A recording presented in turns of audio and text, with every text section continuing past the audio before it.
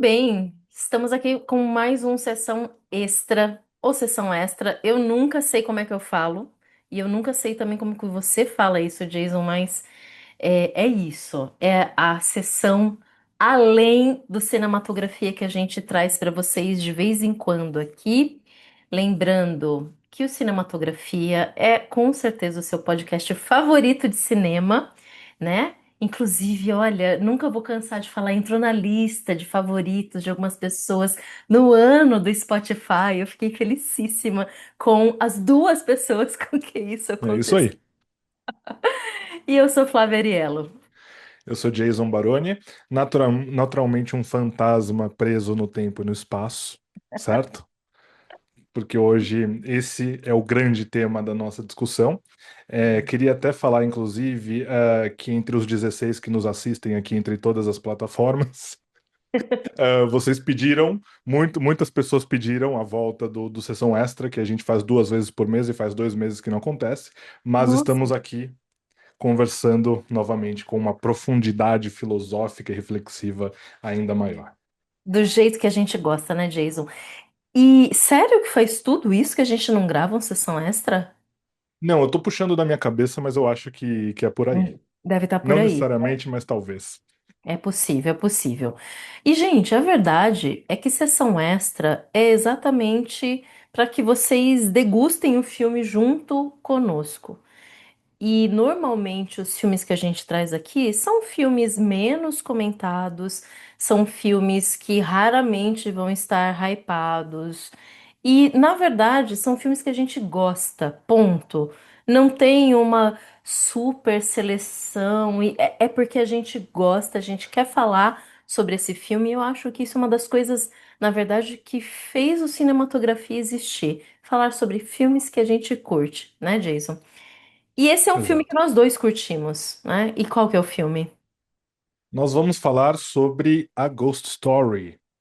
É o único nome, é o único título pronunciável. A versão original em inglês, né? A gente está falando aqui de um filme americano. Eu, se não me engano, ele é americano, acredito que É, sim. É Texano. americano. De 2017, que teve o infortúnio de ser traduzido para o Brasil como Sombras da Vida, que é um nome poético, mas Uhum. completamente inadequado de acordo com o título original e até mesmo de acordo com o próprio filme. Então é um crime pronunciar Sombras da Vida, você só vai usar esse título para buscar o filme nos streamings. Se não me engano, ele está disponível no Prime Video. Não tenho certeza. E aí, se for o Prime Video, você vai pagar o adicional de R$ 10 para não ver anúncios no meio dessa obra de arte, porque este filme ele não contempla qualquer distração, né? Tamanha beleza do que você vai se deparar ali, né? Apesar de que aqui a gente vai falar bastante coisa sobre o filme, né? Então não vão faltar elogios, mas ele está disponível aí. Provavelmente no Prime Video, porque é onde ele estava até pouco tempo atrás, então suponho que ele continua lá. Mas se não estiver no Prime Video, você consegue encontrar nas lojas digitais, tipo Apple TV, né, a loja da Apple TV, ou então do Google Play. Na verdade, ele tá só para aluguel e compra mesmo. Ele não tá disponível no catálogo geral É da mesmo? Prime. É verdade, é verdade. Tá uma loucura. Ou seja, gente, vale a pena. Eu acredito que depois dessa discussão, é possível que vocês possam ir por esse caminho aí de adquirir o filme de um jeito ou de outro, porque vale a pena mesmo. Óbvio, a gente sempre vai falar isso dos nossos filmes aqui, né? E eu Uhum. concordo com a questão do título, para variar, é bastante complicado. Não que Sombras da Vida seja absolutamente ruim. Ele não é, mas ele não dá conta da ideia que o filme trabalha, que é literalmente uma história de fantasma. É literal isso. Ela é simbólica, mas ela é literal. E isso precisa aparecer porque o fantasma é o nosso cerne da discussão. Ele é o personagem principal e não é o fantasma que vocês estão pensando em princípio. Essa não é uma história de terror, ou na verdade é. Depende de como a gente tá avaliando isso, não é mesmo? Então, assim, questão. do título Estamos Todos de Acordo. Aí, essa é uma obra de 2017 de um diretor chamado David Lowery. Lowery, com W, né? E é interessante porque assim, eu não conhecia o diretor, eu fui buscar para saber quem ele era da primeira vez que assisti o filme, creio que foi 2020, 2021, algo assim, e revi essa semana para nossa discussão. Não minto, essa é a terceira vez que eu assisti no mês de outubro por conta do curso do terror também. E foi absolutamente necessário ver todas essas vezes. E tem uma questão boa, já vou voltar no diretor, mas tem uma questão muito boa nesse filme, que é o tempo de duração. Uma Sim. hora e 32 minutos. O melhor tempo para um filme. Se você tem uma história para contar e você não consegue desenvolver nesse tempo, podemos ter problema. Não que não seja necessário um tempo mais longo para obras-primas, precisa, óbvio, mas nesse daqui foi sensacional a gente ter esse tempo tão preciso assim, né? Bom, falava sobre o diretor, né? Fui pesquisar sobre ele um pouco e ver o que mais ele tinha dirigido, produzido. E a verdade é que eu me dei conta que eu não assisti mais nada desse diretor e fiquei com muita vontade de ver um filme dele de 2018, ou seja, no ano seguinte, que ele fez com Robert Redford, chamado O Velho e a Arma, né? Eu dei uma busca, assisti o trailer, achei interessantíssimo, quem sabe, né? Mas depois eu me dei conta que ele dirigiu uma animação de Natal. Você sabia disso, Jason? Eu não prestei atenção nesse filme em particular, eu vi a filmografia dele ali, ele Uhum, dirigiu algumas coisas já, é um diretor de filmes independentes, o que me atrai uhum. bastante, mas também nunca vi nada e não tinha me atentado a esse filme em particular. Ele fez uma animação de Natal que foi produzida, idealizada pelo Alfonso Cuarón e ele Nossa. dirigiu. E é a coisa mais linda do mundo. 25 minutos, rapidinho da Disney. Depois a gente pode falar sobre isso, mas olha, vale a pena. Chama Uma Quase História de Natal. Se eu não me engano, esse é o título. Uma graça, né? Todo cheio de texturas, enfim. Mas foi isso. Então. De fato, esse para mim é um diretor novo e alguém que com certeza eu quero prestar atenção daqui em diante, né? Uhum. E qual que é a história que a gente vai conversar aqui? Você gostaria de ler a sinopse idiota do IMDb? E Você aí tá com depois ela a gente fala. aberta? Não. Eu também não, então calma Eu... lá que a gente pode abrir aqui agora. E aí depois a gente passa a nossa sinopse, né? Que é sempre muito mais Sempre. útil para quem nos ouve, Aham. E porque ela eu. não é feita por AI.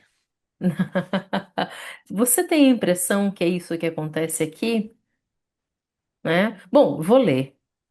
A sinopse é a seguinte: nessa exploração única do legado de amor e perda, um fantasma de pele branca, gente, aqui já tá errado, ok? Né? Mas vamos lá. De pele branca, recentemente falecido, volta para casa para tentar se reconectar com a sua esposa. Eu acho que ele quis dizer de tecido branco, né? De Porque a novo, uma gente sinopse tem. merda, né? Não é? Não Não tem nem dá. Não tem como levar isso condição. a sério. Não tem como levar isso a sério.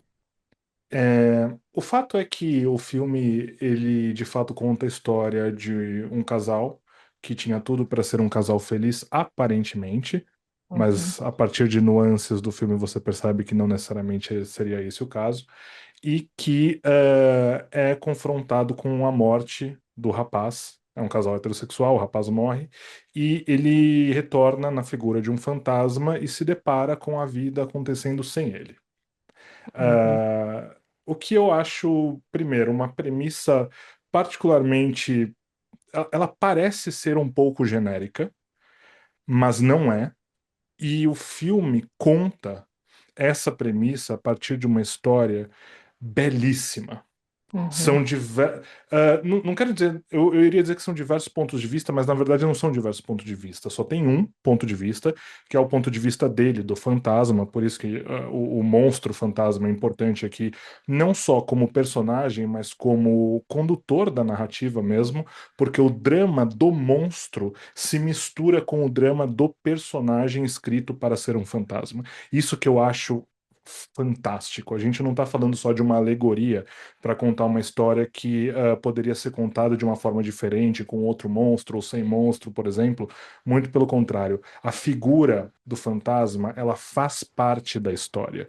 E isso que assim, eu penso que é um dos grandes acertos de muitos, infinitos acertos que esse filme tem, né? E então essa basicamente é a premissa do filme, com, com toda esse encanto fantasmagórico que a gente vai ver a partir desse único personagem. E eu não tenho como ignorar agora, fazendo essa apresentação, o fato de que, primeiro, né, vamos tirar tudo da frente. É uma direção perfeita, né, Sim. enquanto técnica de direção mesmo. O elenco, que é um elenco muito diminuto, ele é perfeito também, na minha opinião. O filme é estrelado pelo Casey Affleck, que faz o papel do C, ou C, eu não sei como que a gente vai chamar aqui, mas o nome Sim, dele é a letra C, né, em sei. português. Uhum. Ele faz o C e a mulher do casal é a Rooney Mara, que faz a M, letra Uhum. M mesmo, né? Então são duas letras, C de Casey e M de De Mara, Mara. naturalmente, né? Existem alguns personagens coadjuvantes ali, mas eles não têm importância nenhuma, apesar de que tá todo mundo muito bem, né? O Casey Affleck, ele é um dos meus dois atores favoritos hoje em dia, junto com o Joaquin Phoenix, que é o marido da Rooney Mara. Então você imagine o que seria uma criança da Rooney Mara com o Joaquin Oh, Phoenix. que filho. Eu não sei se vai acontecer um dia, mas se for, vamos prestar atenção nela. E esses dois atores, eles fazem um casal como eu nunca vi antes no cinema para uma história como essa, que é uma história muito melancólica. Eu já vi, claro que o cinema conta com excelentes casais, né? A gente já falou do Casablanca aqui, por exemplo, que tem ali Uhum. uma montagem perfeita e tal, mas me parece que esse casal foi perfeito para contar essa história, porque Sem os dois dúvida. estão numa química e numa sintonia que, na minha opinião, é metafísica. Sem dúvida, sem dúvida. Olha, quando a gente pensa na descrição desse filme, é muito, parece realmente muito banal. Que a história é casal morando junto, parece que tá tudo bem, e o cara morre e ela tem que lidar com luto. É uma história universal, poderia ser contada em qualquer lugar, a qualquer tempo, mas a escolha, como você disse, Jason, da direção, de como é que eu vou falar sobre isso. Ela é brilhante e eu acho que ela é um sinal dos nossos tempos também. Uhum, Porque, veja bem, a gente realmente está dentro do cinema independente aqui. É um filme de baixíssimo orçamento, ele teve uma razoável recepção no universo independente, né? E é super enxuto, como você acabou de falar. Basicamente, a gente tem um casal, ponto. É isso, né? Mas é interessante porque tudo no cinema é o como você conta a história. Eu posso ter uma história brilhante que, se for mal contada, mal narrada, mal filmada, ela vai ser completamente esquecível. Ela vai ser ordinária, né? E eu posso ter uma história ordinária, ou seja, uma história comum, uhum, que, se muito bem contada, ela se torna algo inesquecível, que provavelmente para mim e para você, né, é exatamente o que acontece nesse filme.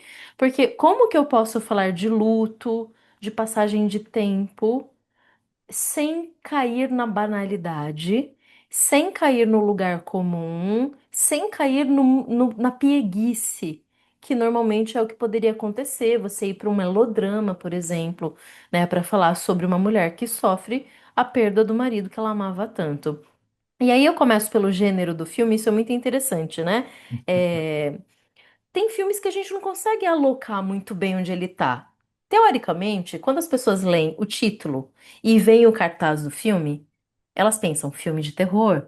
Por quê? Chama A Ghost Story e o cartaz é um fantasma no estilo bem infantil, que é alguém vestindo um lençol uhum. branco com dois furos nos olhos. Ponto.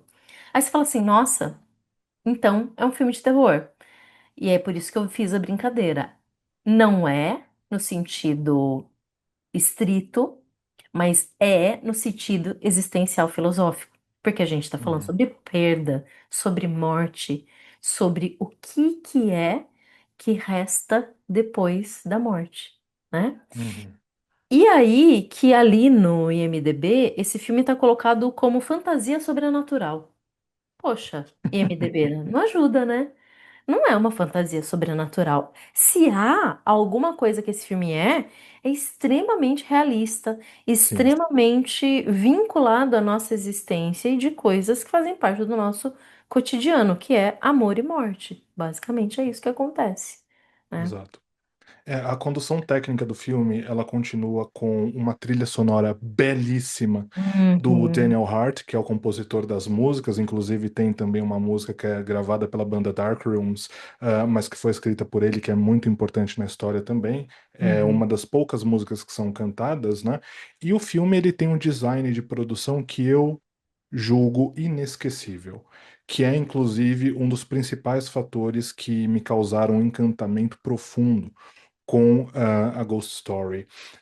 E eu começaria falando a partir do que você disse, Flá, sobre o realismo das representações aqui.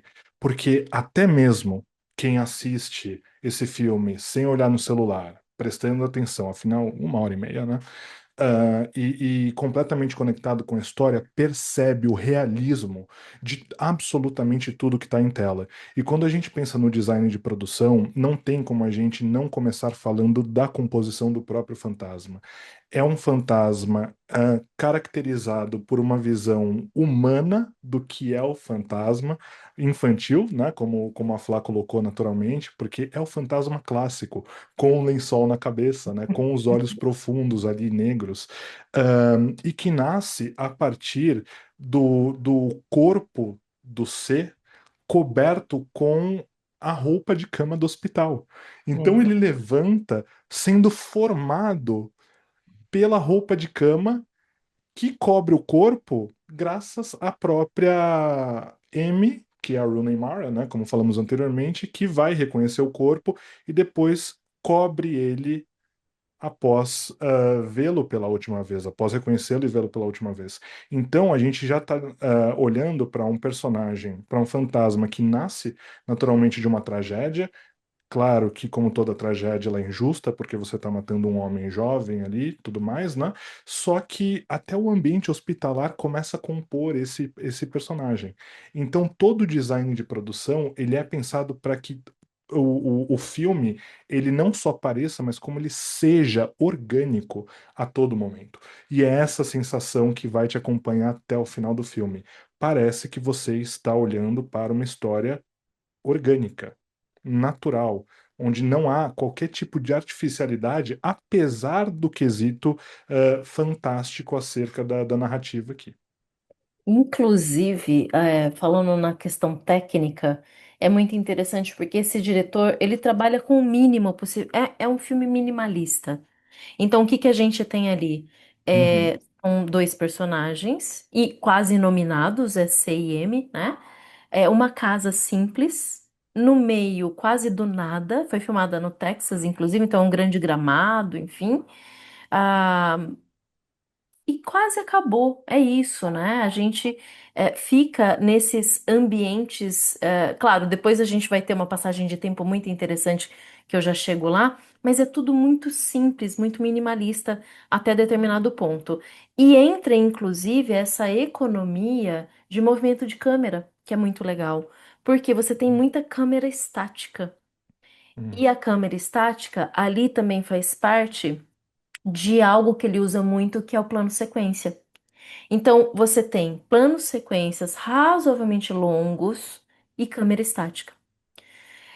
E as coisas, inclusive, elas parecem acontecer quase em tempo real, né? Então, tem uma cena que eu gosto muito, que eu acho que até já mencionei em algum outro cinematografia, que é o momento que ela recebe uma torta de, uhum, de carinho de alguém por conta do luto. Ela chega em casa e, assim, quase não tem diálogo, né? Principalmente depois que ele morre, a gente não tem mais diálogo praticamente. É um filme quase mudo, né? E aí, você tem ali. ela senta para comer a torta, ela senta no chão e a gente fica com ela, porque a câmera fica com ela o tempo inteiro, até ela comer praticamente a torta inteira. É desesperador ver aquilo acontecendo. O fantasma do marido tá ali, observando em pé, parado. E a cena dura o quê, Jason? Acho que dura uns 5, 7 minutos. É longa, né? Eu acho que é entre 7 e 10, na verdade. É uma coisa que você fala assim, tá, não tá acontecendo nada. Só que tá, porque a vida de quem tá em luto é assim, né? As coisas ora passam em câmera lenta, ora elas duram muito, ora acontece num piscar de olhos, que é outra estratégia que o diretor também vai usar para fazer a contagem de tempo, o que é muito sensacional. Então, assim, além do filme ter uma história muito envolvente nesse sentido existencial, ele trabalha com escolhas cinematográficas que são brilhantes para aquilo que ele quer contar ali, né? Uhum. Inclusive nessa cena, quem vai levar a torta pra ela é uma amiga dela que é a corretora que vendeu a casa. Fato, fato. Isso já é um detalhe É, de muito esmero, com né? certeza. Agora, essa cena ela é uma cena que naturalmente é icônica, apesar desse filme não ser popular, ele continua sendo ainda uma joia oculta, né, em cartaz aí nos serviços de streaming e tudo mais. Mas uma característica muito importante desse filme, pelo menos falando sobre mim, mas eu duvido que seja diferente com você, Flá, é que esse filme ele me causa muitas sensações. Eu assisto esse filme gemendo de dor o tempo todo, porque eu não aguento tudo que ele provoca em mim. E essa cena da M, eu fico pensando em R por conta de Rooney, né? Mas a M, da M comendo a torta, mas isso me traz um enjoo tão Hum, forte, mas tão forte, que parece que eu tô comendo a torta junto com ela. uhum, E o que que essa cena significa? É ela tentando justamente digerir o próprio peso do luto de ter perdido um suposto marido dela. Eu digo suposto porque eles não é falado que eles casam necessariamente, né? uhum, Mas o uhum, cônjuge dela ali. Então, é uma cena extremamente realista, porque ela tenta absorver a realidade daquela perda imensa que ela está vivendo.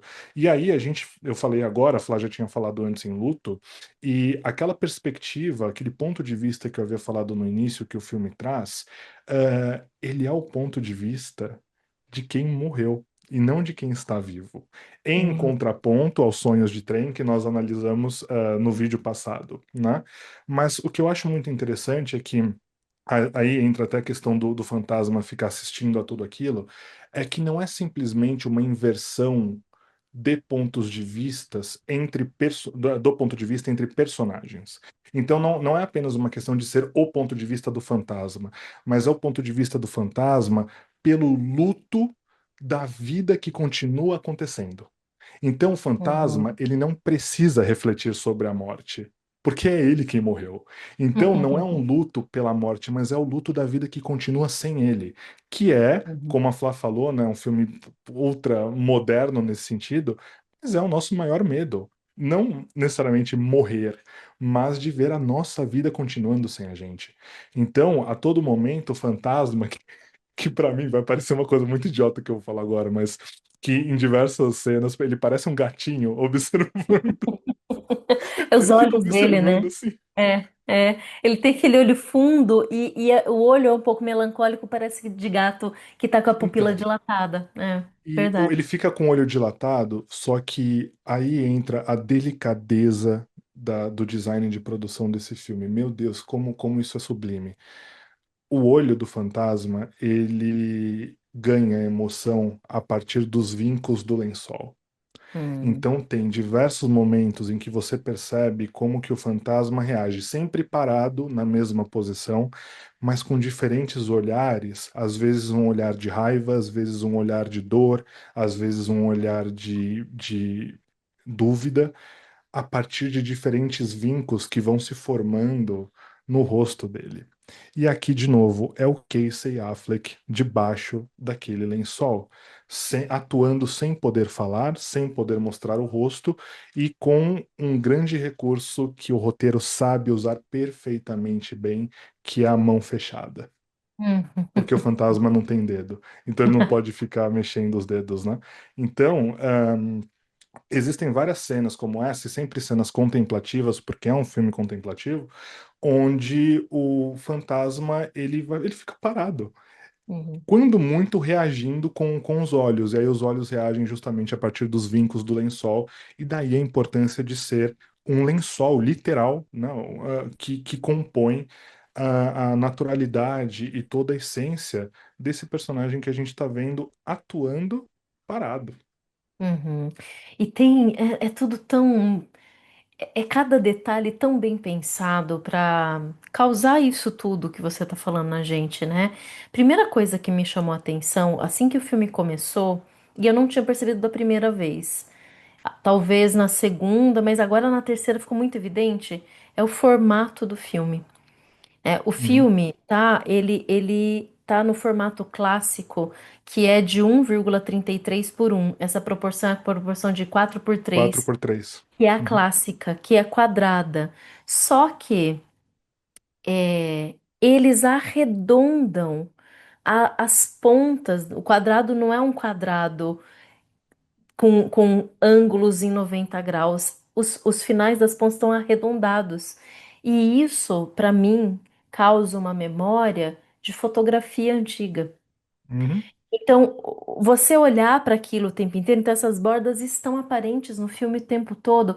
É como se realmente você estivesse olhando algo que passa ao longo do tempo, história de alguém que está sendo narrada, isso vai acontecer, né? Literalmente ao longo de muito tempo, porque vai viajar no tempo, daqui a pouco a gente fala, né? Mas essas Uhum. bordas, elas dão uma delicadeza extra, estética para aquilo que está sendo contado. E em vários momentos, inclusive a cena dele saindo do hospital, né, quando ele levanta ali do necrotério, né, e pela primeira vez ele se torna esse fantasma do lençol branco, e ele atravessa, ele sai do hospital e ele vai voltar para casa dele andando. Tem uma cena muito bonita que é uma panorâmica que mostra um nascer do sol e ele andando num campo verde para chegar na casa que fica numa espécie de campo. É divino, é maravilhoso. Então, assim, são poucas tomadas abertas que a gente tem desse jeito, mas as que tem são muito bonitas e bem feitas. Então, Uhum. essa escolha dos enquadramentos, né, dos planos, do pouco diálogo e desse recorte, para mim, é uma grande referência ao cinema mudo mesmo. Como se você quisesse recuperar alguma coisa, cinematograficamente falando, que foi perdida pelo cinema contemporâneo e que ali pode ser até uma questão nostálgica, não sei, mas isso é muito interessante, né? Como todo esse rigor técnico pode fazer menção a algo que o cinema já não tem mais, já não possui, né? E ajuda, obviamente, na história que está sendo contada ali. Sem É, dúvidas. bom, muito bem. E aí o que acontece? A gente tem essa mulher que está sofrendo de luto, por luto, na verdade, e esse fantasma do marido que está lá. Ele volta para casa e ele fica e ele observa, e é isso que você está dizendo, a gente vê o mundo através do olhar do morto. E que olhar é esse? É um olhar simplesmente contemplativo. Ele contempla o tempo passar. E o tempo vai passar para a esposa dele e vai passar, na verdade, para a humanidade toda, que é esse momento que você não espera da história.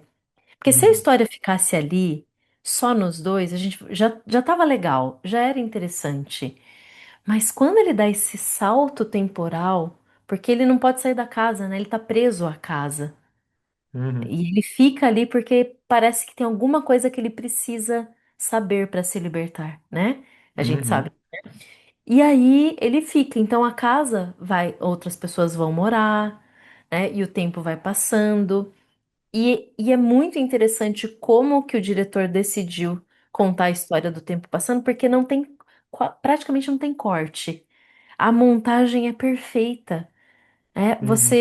As pessoas vão passando por aquele ambiente, a gente nem entende que o tempo passou, quanto tempo passou, mas aí conforme as coisas vão se deteriorando, a gente entende, poxa, passou muito tempo aqui, né? Então, Exato. isso é um recurso que eu achei sensacional. E não é só um recurso de cenário, simplesmente, ele é um recurso narrativo, porque Uhum, você é apresentado à casa desde o início, e é muito interessante isso, porque o filme começa com o casal conversando ali e tal, numa intimidade ímpar, que parece nem existir mais hoje em dia em casais reais, mas o Casey, não o Casey, o C sim, é. pergunta para Amy, né? Mas por que que você mudava tanto de casa quando você era mais nova? Né? E eles acabaram de se mudar e já estavam planejando uma suposta nova mudança depois que se estabelecessem ali naquele lugar, até porque era um lugar rural e tal, né? Então a personagem dela vive mudando de casa o tempo todo, significando que ela não consegue ficar ali. E Uhum. ele tem esse vínculo com a casa que depois a gente entende que na Por verdade é quê? uma É. questão histórica da alma dele, né? Da alma dele Uhum. com aquela casa. E isso é muito interessante. Então, o filme, à medida que o tempo vai passando, o cenário ao redor da casa vai se transformando, a própria casa se transforma, mas o lugar continua exatamente o mesmo. E isso tudo faz com que o fantasma continue ali. E a Uhum. gente tem essa ideia, como eu posso dizer, mística, de Uhum. que o fantasma, para alguns entendimentos, para algumas religiões, ele continua no lugar porque ele não aceita que morreu, né? Uhum. E aqui, a morte não é uma questão para esse personagem. Não é Uhum. que ele não aceita que ele não morreu, ele não aceita que ele perdeu a vida que ele tinha. Uhum. Então, ele vive as fases do luto para com a vida que ele perdeu, não para com a morte, né? Porque ele é o morto, naturalmente. Só que o filme narra justamente o contato dele com a estranheza de não fazer mais parte daquele ambiente, daquela rotina, daquelas pessoas, ou principalmente da Amy ali, com quem ele tinha uma proximidade muito forte. Não só com a Amy, mas com a casa também. Uhum. Então, o fantasma ele não consegue entender a passagem do tempo, ele não consegue entender a transformação do espaço, porque ele não consegue mais se enxergar no lugar que pertencia a ele até então. Então ele continua preso no mesmo lugar, que, claro, é uma metáfora para alguém que não superou um relacionamento que acabou, naturalmente, e que continua se transformando apesar dele ali. Então você vai ver o fantasma perdido na maior parte do tempo, sem entender as coisas que estão acontecendo. Então ele Uhum. não está preocupado em descobrir os poderes de fantasma dele, descobrir o que que ele pode fazer como espírito. Ele já sabe tudo isso. Ele já entende isso. O que ele não entende é como pode a namorada ou a mulher dele e a casa onde ele vivia superarem a partida dele de alguma forma. Uhum.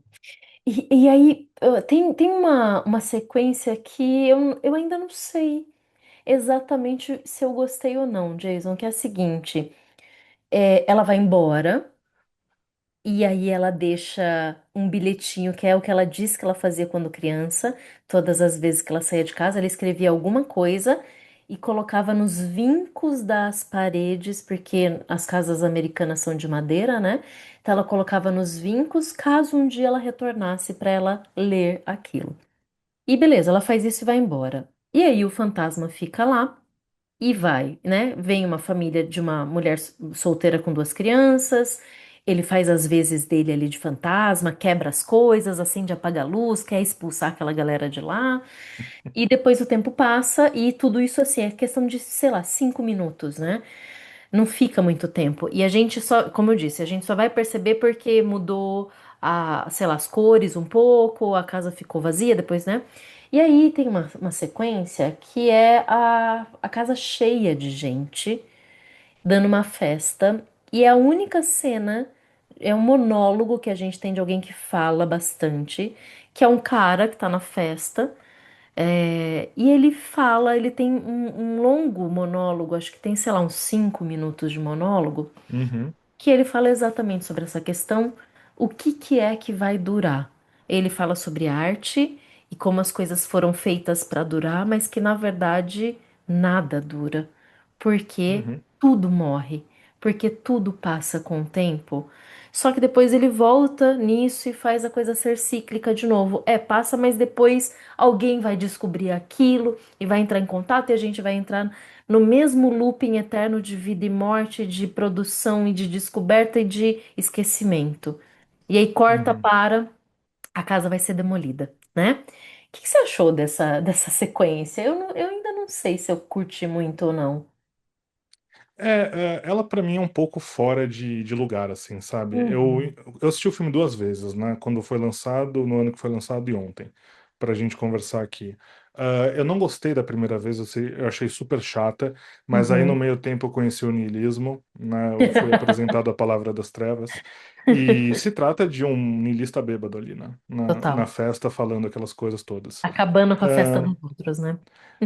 Justamente porque ele tá embriagado ali, ele tá simplesmente expressando as coisas, é, para mim é um elemento que tenta desenvolver o personagem porque o fantasma ele começa a aprender a respeito daquilo, Hum. né? Então ele tem um contato, ele fica observando o cara falar é, palavras sobre vida e morte, sobre perecimento, sobre superação e como tudo que você disse aí na verdade, né?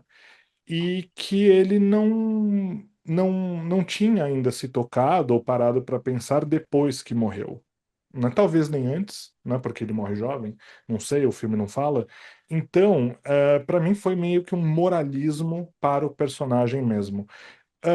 Vendo uma segunda vez, eu digeri um pouco melhor do que a primeira, Uhum. tendo, claro, mais maturidade hoje do que há quase 7 anos atrás. Mas eu acho que ele tem essa função de apresentar uma perspectiva para o fantasma, entender um pouco do que está acontecendo. Só que continua algo deslocado. É que o Uhum. diretor, que é o roteirista, né, o Lowry, ele Uhum. aproveita a aleatoriedade dos fatos do tempo passando na casa para fazer isso. Então parece realmente uma coisa jogada, mas na verdade aquela festa é tão aleatória quanto a família que foi morar ali e tal, Sim, né? sim, sim, é verdade. Não, você tem razão. É, eu também tive essa percepção da primeira vez, eu acho que eu odiei essa sequência, e hoje eu falei, bom, ok, mas ainda assim também sinto que ela é um tanto quanto deslocada. Mas é interessante porque depois disso o tempo começa a passar de forma mais brusca, porque daí a casa vai ser demolida, e aí a gente vai praticamente o quê? Para o início da colonização americana, parecem peregrinos ali, uma família de peregrinos que vai falar que a gente vai construir nossa casa, corta rapidamente para todas as pessoas mortas por flechas, o que seria um indício aí de um confronto com indígenas, né? É, corta para. É muito interessante essa sequência, né? Uma criança Uhum. morta ali e ela se tornando caveira, adubo para o chão e algo nascendo em cima. Isso eu achei bem A interessante. natureza agindo, né? É o Mas tempo, né? então, essa sequência, por que que ela passa rápido? Porque é a percepção do fantasma. Exato. Então, depois que ele ouve o monólogo, ele vê que a coisa é cíclica mesmo, que o tempo é cíclico. O que explica toda a pira do ser com a casa, Uhum, inclusive. uhum, uhum. Porque tudo que a gente vê, todos os fatos que são plantados ao acaso ali, apesar de serem fatos aleatórios do acaso, são fatos cíclicos. Então, essa sequência ela começa justamente com o avanço do tempo, e aí a casa de fato é demolida numa cena que é angustiante, porque é a cena em que ele tenta tirar o bilhete da Tá parede, não quase pegando o consegue. bilhete. É. E é impressionante como esse filme ele assusta algumas vezes, porque você tá tão Aham, concentrado, tão focado ali naquilo que você tá assistindo, e de repente acontece uma coisa que desconstrói a cena inteira. E aí aham, sim, vai para a história da população nativa ali e tal, né? Então uhum. é uma passagem de tempo de acordo com a visão dele sobre o que ele aprendeu com o bêbado da festa lá. É, pode ser, pode ser. E aí, bom, depois disso, quer dizer, começa a ter uma construção, essa construção vira um prédio moderno, e depois dá a entender que vai para o futuro, porque ele tá num prédio gigantesco e parece que tem uns carros voando no fundo. E aí ele se joga, né, desse prédio. Ele se joga, ele É, comete um suicídio, que gente, é o, coisa é o, mais é o linda. fantasma suicida, como é possível isso, né? Porque ele já não suportava. E aí é muito interessante, porque o lençol dele que arrasta no chão tá tudo preto, já tá sujo, tá Sujo. desgastado. Ele já. Quer dizer, dá a entender que ele tá ali há séculos Uhum. vivendo aquela vida. Mas ele não saiu daquele lugar, é aquela casa, aquele ambiente, né? Assim como a gente tem algumas cenas atrás, em mais de uma cena, o encontro dele com uma outra fantasma na casa da Ah, frente, né? fato, fato. Que aparece justamente porque alguém morreu na casa da frente e fatalmente era uma mulher porque ela foi coberta com um lençol com De estampas de florzinha. flores. É Eu não bonitinho. aguento esses detalhes, é tudo muito fofo. Esses É, fantasmas do filme, eles são mais fofos que o Gasparzinho. sem dúvida. Acredite, porque é possível. É possível. Então, só que por que que aquela outra fantasma ela é importante? Ela é muito importante para a história, não só porque ele se reconhece nela, então ele vê que ele não está sozinho no mundo enquanto alma, porque esse fantasma ele representa a alma de quem morreu, né, naturalmente, Uhum, mas porque ela serve para mostrar para ele que, à medida que o tempo passa, até a memória perece. uhum, Então, a outra fantasma, ela tá completamente perdida, porque ela fala, eu não sei quem eu tô esperando. E ele fica desesperado, porque ele não quer uhum, esquecer uhum. da Amy de jeito nenhum, da vida dele de jeito nenhum. Até que, de repente, ela some nessa outra fantasma. Mas é muito interessante, porque ela some depois que ela tem uma Exatamente. consciência, quando todas as casas são demolidas e sobram os dois fantasmas assim, né? Ela fala, acho que eles não vão voltar. E puf. E Ela cai. desfaz, só fica o lençol no chão. É muito bonito isso. Então, assim, essa É, criação de consciência de que você beleza, é isso aqui, é isso, exatamente. isso, né? É muito bonito mesmo, é muito A bonito. gente sabe que é quando, né, como eu havia citado anteriormente, em algumas crenças, você entende que o fantasma, ele realmente, o espírito, ele deixa de vagar no mundo quando ele entende que morreu. Uhum, Aqui é quando ele aceita o desamparo da vida. uhum, uhum, É quando eles aceitam, não necessariamente que morreram, porque eles já sabem que morreram, mas quando uhum. eles aceitam alguma verdade, algo que está de fato ah, ah, claro para eles a partir daquele momento. E aí é instantâneo, eles dissolvem. É isso, é exatamente, é muito bonito mesmo, né? Bom, e a música?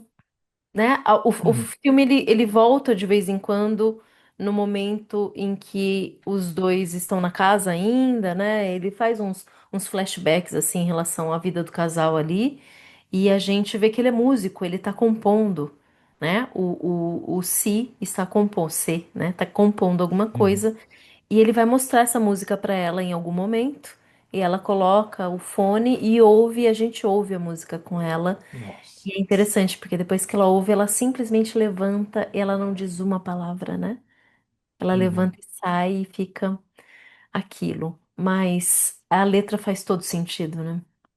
Essa música se chama I Get Overwhelmed, que é algo traduzindo. A gente, não lembro se a gente tem uma palavra traduzida para overwhelmed, É mas é como se fosse. sobrecarregado, né? Eu fico sobrecarregado. Só que é uma sobrecarga que surpreende. Então é meio que Uhum, eu fico sobrecarregado junto com eu fico surpreso com o que está acontecendo, né? uhum, E a letra da música ela fala sobre um casal em crise e um deles sente ciúme, né? Então ambos estão ali discutindo num tom sarcástico e um tem ciúme do outro, porque, se não me engano, ela supostamente estaria abandonando ele, uhum, trocando ele por outro. E é essa a dica, entre aspas, que o filme te dá do que poderia estar acontecendo com eles. Porque, de fato, a Anne, ela tenta sair da casa. Né? Ela tenta se mudar de casa, ou seja, ela tenta conhecer novas pessoas. Inclusive no meio do filme, que tem uma sequência que eu adoro. uhum. E ele não, ele fica parado. né? Ele continua sempre investindo na mesma pessoa, mesmo depois de morto. E a música fala justamente disso. Então, ao longo da letra, ele fala sobre se sentir abandonado por ela. E aí, né, teoricamente, a letra continua com ela questionando a respeito dele sobre, sobre ele ter sido abandonado por ela. Então, assim, é uma música até que ela tem um teor pesado ao longo da letra, mas a melodia deixa com a melodia faz o tom do filme, né? Ela tá de acordo Mas a com melodia é meio pop, né? Assim, tem umas é, batidas e tal. Ela parece até que não combina tanto, mas pulsante. ela gruda, ela gruda. Mas em dado momento fala, ela te abandonou ou ela morreu e te deixou sozinho, né? Então, assim, Uhum, tem essas questões. Então, a gente vê várias semelhanças com a história que está acontecendo ali. E a música, ela volta em alguns momentos, mas é também a única música cantada do filme todo. De fato, todo o resto é instrumental e é muito bonito, inclusive. A gente super indica aí que vocês ouçam a trilha sonora também, pessoal. E uhum, eu não sei, Jason, é realmente. Eu não acredito que esse seja um filme para todo mundo. Não é um filme que vai uhum, agradar geral de forma alguma. Ainda que ele seja curto, ele demanda sua atenção, porque ele é contemplativo e ele espera que você entre nessa contemplação. Não é uma contemplação fácil, porque não é uma contemplação de beleza. É uma contemplação de morte, é uma contemplação de finitude, de existencialismo, de niilismo, sem dúvida. uhum. Então, mas ainda assim, não é engraçado, né? Não acho tão pesado nesse sentido, porque é tal qual os fantasmas ali, a hora que você entende, você dissolve. Exatamente. Existe uma palavra em inglês, que também não tem uma boa tradução no português, que é release. É quando você é liberto. E esse Uhum, filme, ele liberta ao final. Então, ele é um filme super melancólico e que no final acaba bem. Acaba uhum, bem, porque você uhum. aceita, você supera tudo o que aconteceu. Agora, tem uma amiga minha que me falou: Ah, eu tenho medo de assistir esse filme e ficar presa na minha depressão. Aí eu falei pra ela, falei, olha, ele é um É filme uma muito possibilidade. melancólico. Uhum. No meu caso particular, ele toca em feridas que o próprio filme não retrata, mas porque eu me enxergo nos personagens, então eu me enxergo no sentimento deles, eu me enxergo na cumplicidade deles um com o outro, né?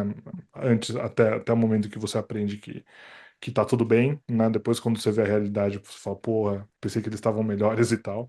Mas ele mexe muito comigo em feridas profundas por conta de como ele apresenta os personagens e como que os personagens interagem.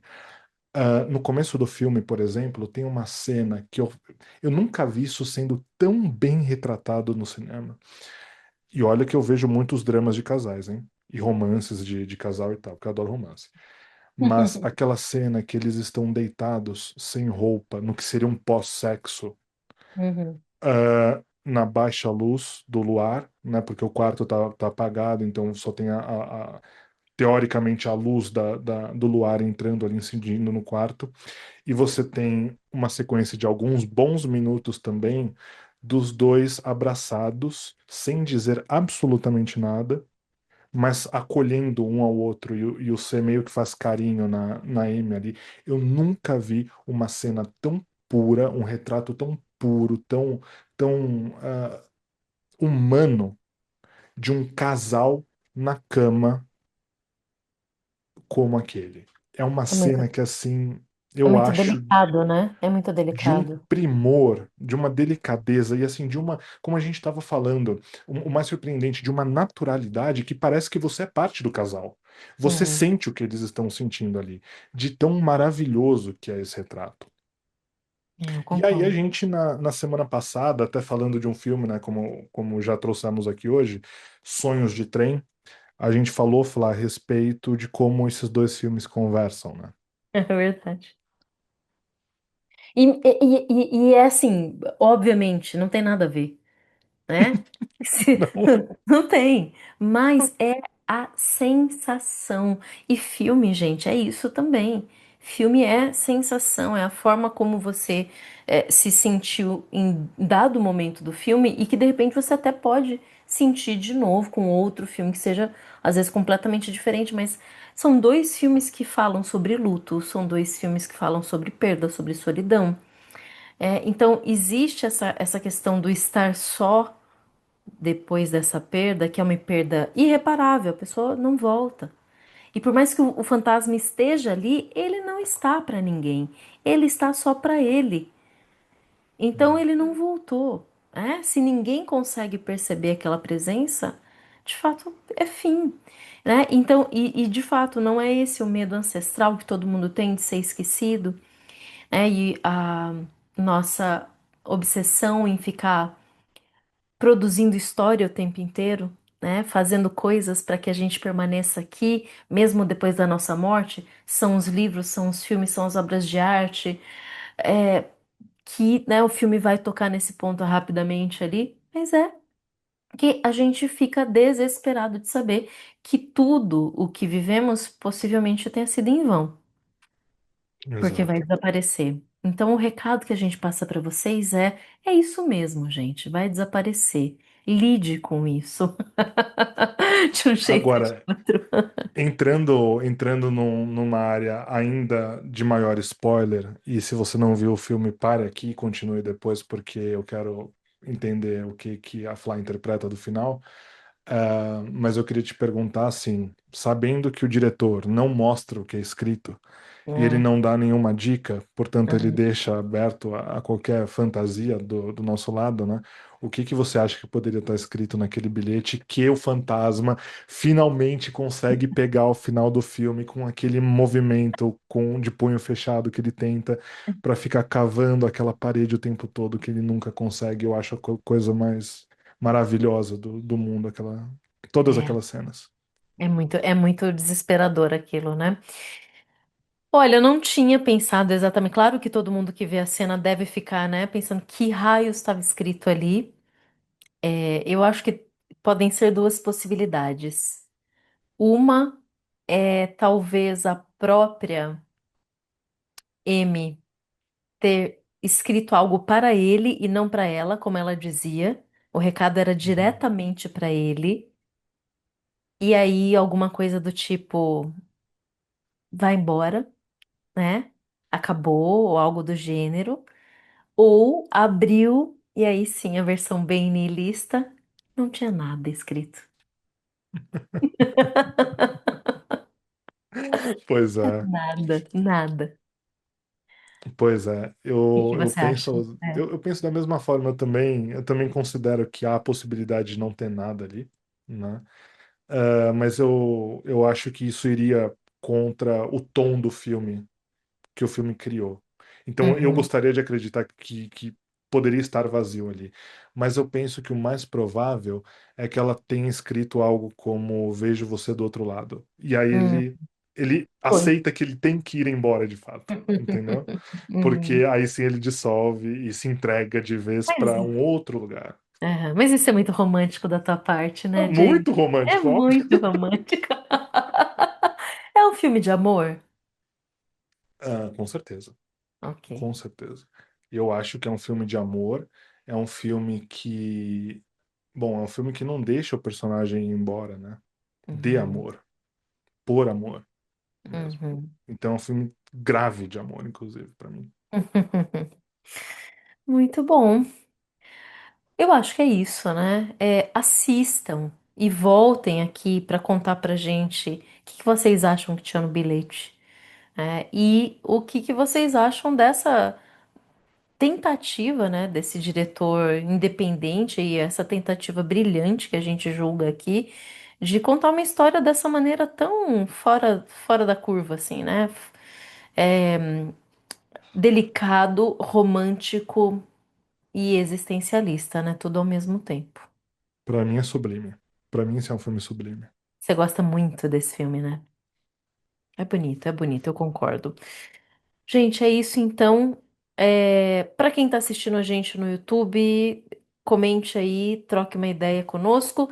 Quem tá ouvindo pelo Spotify, pelo Apple Podcasts, também um like aqui e vem conversar com a gente. Divulgue se você gostou para os amigos e se você não gostou, para os inimigos, né? É assim que funciona. Até a próxima, então.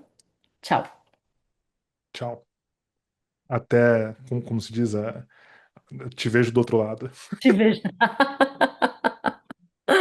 Te vejo, nossa, ficou muito. Tchau.